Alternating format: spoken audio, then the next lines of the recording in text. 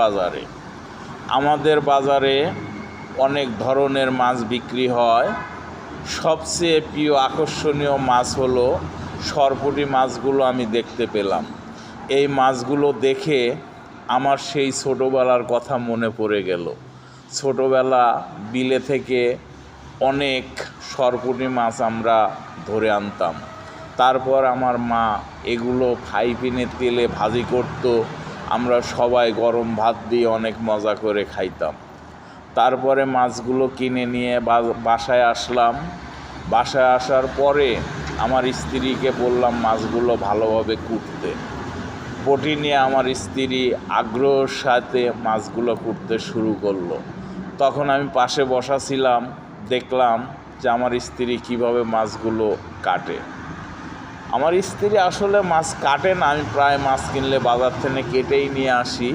আজকে ইচ্ছাকৃতভাবেই আমি না কেটে আনছি যে দেখব আমার স্ত্রী কীভাবে মাছ কাটে। তারপরে সে অনেক ভালোভাবে মাছগুলো কাটতে শুরু করলো। আবার আমি বললাম যে সাবধান, দেখো মাছ কাটতে যেয়ে যেন বটিতে হাত না কাটে।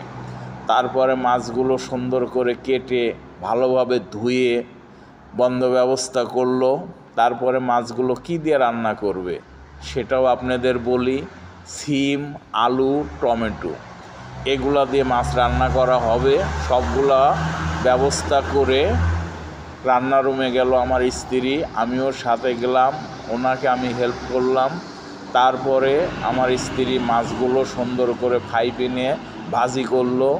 ভাজি করার পরে আলু, সিম, টমেটো মশলার সাথে সুন্দর করে কষায়া তারপরে ভাজা মাছগুলো দিয়ে তরকারি রান্না করতে লাগলো। কিছুক্ষণ পর খুব সুন্দর সুস্বাদু ঘ্রাণ বের হলো। তখন ভাবলাম নিশ্চয় তরকারিটা হয়ে গেছে।